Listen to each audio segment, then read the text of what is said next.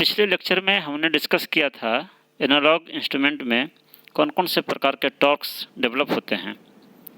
उसमें हमने डिस्कस किया था डिफ्लेक्टिंग टॉर्क और कंट्रोलिंग टॉर्क के बारे में।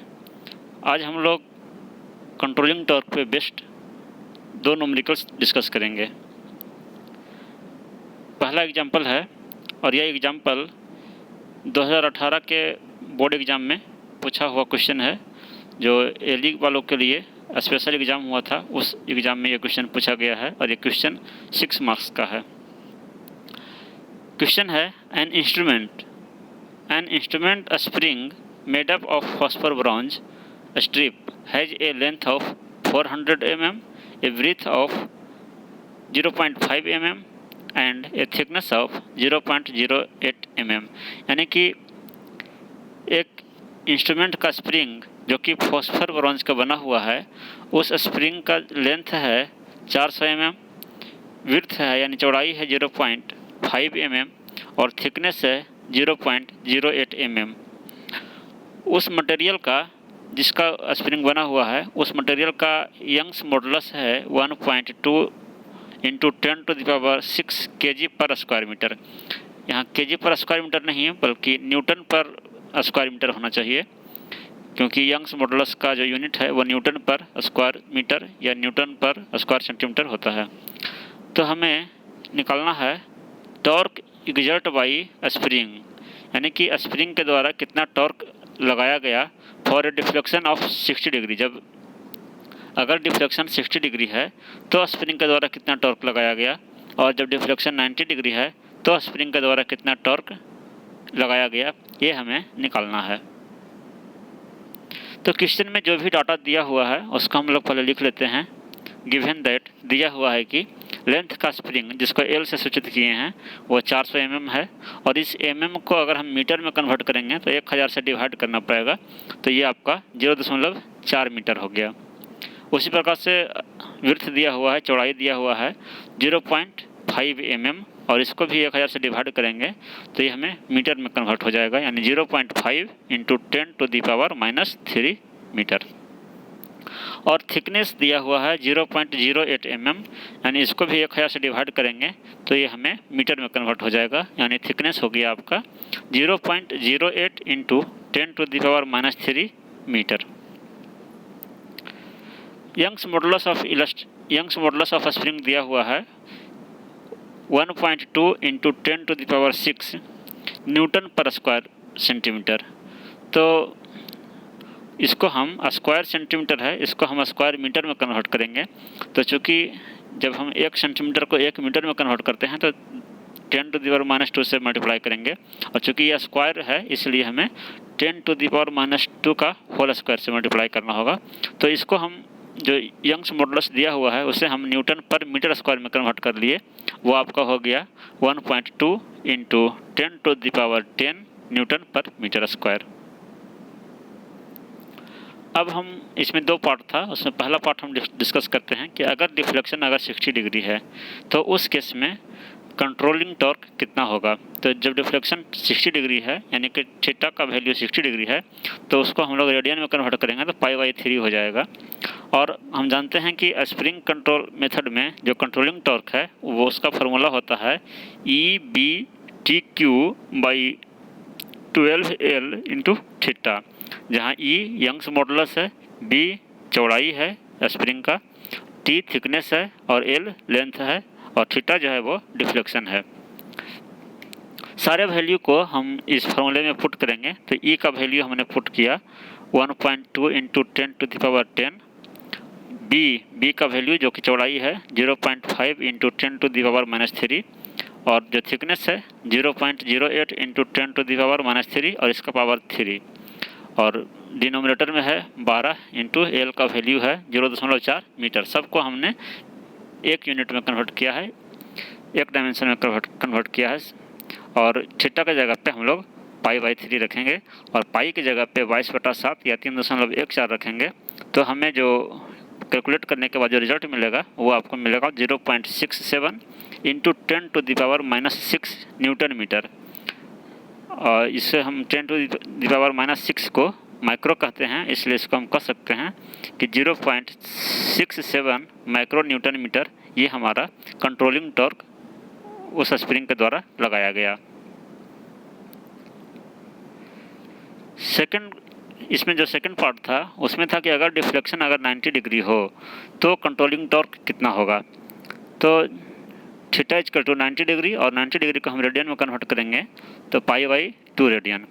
तो हमारा कंट्रोलिंग टॉर्क का फार्मूला वही रहेगा, सारे वैल्यू भी वही रखेंगे, सिर्फ थीटा का वैल्यू यहाँ पे आपको चेंज होगा। जो पिछले क्वेश्चन में π/3 था इसमें π/2 होगा, बाकी सारे वैल्यू वही रहेंगे।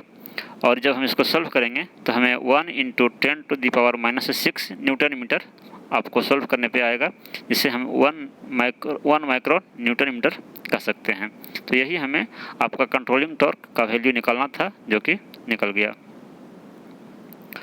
नेक्स्ट एग्जांपल है, यह एग्जांपल भी उसी 2018 में ही और उसी क्वेश्चन में था। क्वेश्चन है the deflecting torque of an ammeter is directly proportional to current passing through it.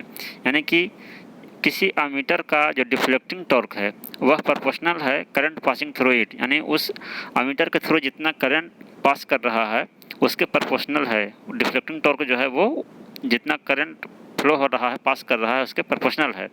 And the instruments has full scale deflection of 70 degree for a current of 10 ampere. कहने का मतलब है कि उस इंस्ट्रूमेंट में फुल स्केल डिफ्लेक्शन 70 डिग्री होता है, full scale deflection, और 70 डिग्री का डिफ्लेक्शन तब होता है जब 10 एम्पियर करंट फ्लो होता है। What will be occur for a current of what deflection will occur for a current of 5 ampere. यानी कि अगर उस इंस्ट्रूमेंट में 5 एम्पियर करंट फ्लो हो तो डिफ्लेक्शन कितना होगा। When the instrument is gravity controlled, यानी इंस्ट्रूमेंट जो है वो ग्रेविटी कंट्रोल्ड है। पिछला जो क्वेश्चन था वो स्प्रिंग कंट्रोल बेस्ड इंस्ट्रूमेंट था और ये जो क्वेश्चन है वो ग्रेविटी कंट्रोल बेस्ड इंस्ट्रूमेंट है। तो हमसे पूछा गया है कि जब 10 एम्पियर क्वेश्चन पूछा गया है कि जब 10 एम्पियर करंट फ्लो होता है तो उस समय आपका डिफ्लेक्शन 70 डिग्री होता है। अगर 5 एम्पियर करंट फ्लो होगा तो डिफ्लेक्शन कितना होगा, जबकि इंस्ट्रूमेंट जो है वो ग्रेविटी कंट्रोल्ड है। तो क्वेश्चन में कहा गया है कि डिफ्लेक्टिंग टॉर्क जो है वो प्रोपोर्शनल है, जितना करंट फ्लो हो रहा है उसके प्रोपोर्शनल है। यानी कि डिफ्लेक्टिंग टॉर्क को अगर हम TD से डिनोट करें तो TD is proportional to I। I है वो करंट जो कि पास हो रहा है उस इंस्ट्रूमेंट में। और ग्रेविटी कंट्रोल्ड इंस्ट्रूमेंट के लिए हम लोग जानते हैं कि जो ग्रेविटी कंट्रोल्ड इंस्ट्रूमेंट होता है उसमें कंट्रोलिंग टॉर्क जो होता है वो साइन थीटा के प्रोपोर्शनल होता है। ये हमने पिछले लेक्चर में डिस्कस किया था कि ग्रेविटी कंट्रोल्ड इंस्ट्रूमेंट के लिए कंट्रोलिंग टॉर्क साइन थीटा के प्रोपोर्शनल होता है। और जब पॉइंटर जब इक्विलिब्रियम पोजीशन में होगा, जब स्थिर पोजीशन में होगा, उस समय कंट्रोलिंग टॉर्क और डिफ्लेक्टिंग टॉर्क दोनों इक्वल होते हैं। कहने का मतलब है कि जिस समय आपका पॉइंटर इक्विलिब्रियम पोजीशन में है उस समय डिफ्लेक्टिंग टॉर्क और कंट्रोलिंग टॉर्क दोनों इक्वल होंगे। कहने का मतलब है कि अब चूंकि ये आपका डिफ्लेक्टिंग टॉर्क है, ये आपका कंट्रोलिंग टॉर्क है, और डिफ्लेक्टिंग टॉर्क आपका करंट के प्रोपोर्शनल है और कंट्रोलिंग टॉर्क साइन थीटा का प्रोपोर्शनल है। और जब ये दोनों टॉर्क जिस समय इक्वल होंगे उस समय जो करंट है वो आपके साइन थीटा के प्रोपोर्शनल होगा। यानी कि कह सकते हैं कि एट इक्विलिब्रियम पोजीशन में जो करंट है वो साइन थीटा के प्रोपोर्शनल होगा। और जब हम प्रोपोर्शनल का चिन्ह हटाएंगे तो एक कांस्टेंट से मल्टीप्लाई करते हैं, यानी कह सकते हैं कि I = K × साइन थीटा। इसके बाद आपको दिया हुआ है कि जब 10 एम्पियर करंट फ्लो होता है तो डिफ्लेक्शन 70 डिग्री होता है। तो I = K × साइन थीटा जो आया उसी में हम I का वैल्यू और थीटा का वैल्यू पुट करेंगे तो हमें मिलेगा क्या कि 10 = K × साइन 70 डिग्री। इसको हमने इक्वेशन 1 मान लिया। और फिर दोबारा कहा गया है कि अगर करंट 5 एम्पियर है, यानी I = जब 5 एम्पियर है तो थीटा का वैल्यू कितना होगा। तो फिर से हम I के जगह पे 5 पुट करेंगे और K × साइन थीटा, तो थीटा को थीटा ही रहने दिए और K को K ही रहने दिए। यानी जब हम सेकंड वाला वैल्यू पुट करेंगे तो हो जाएगा 5 = K × साइन थीटा। इसको हमने इक्वेशन 2 माना। इक्वेशन 1 को इक्वेशन 2 से अगर हम डिवाइड करेंगे तो हो जाएगा 10/5। इस इक्वेशन 1 को अब जो लेफ्ट हैंड साइड में है उसको डिवाइड करेंगे तो 10/5, और राइट हैंड साइड में जो है के साइन 70 डिग्री बटा के साइन थीटा, तो के का वैल्यू कट जाएगा तो sine 70 degree by sine theta हो जाएगा।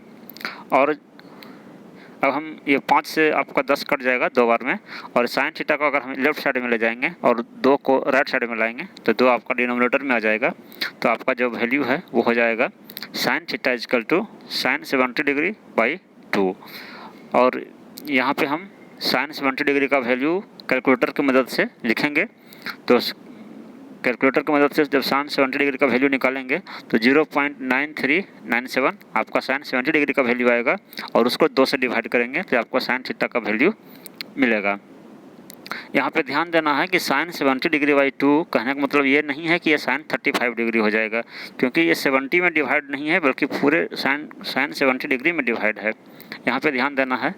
और जब हम इसको सोल्व करेंगे तो हमको साइन थीटा इजकल टू मिलेगा, और इसको जब 2 से डिवाइड करेंगे तो 0.4698, यानी साइन थीटा का वैल्यू 0.4698, और जब थीटा का वैल्यू यहाँ से निकालेंगे तो साइन इनवर्स 0.4698, और इस वैल्यू को हम कैलकुलेटर की मदद से सोल्व करेंगे तो आपको आएगा 28.02 डिग्री। कहने का मतलब है कि जब 5 एम्पियर करंट फ्लो हो रहा था उस समय डिफ्लेक्शन 28.02 डिग्री होगा। तो यही हमको इस क्वेश्चन में ज्ञात करना था। इस लेक्चर में यहीं तक रहेगा।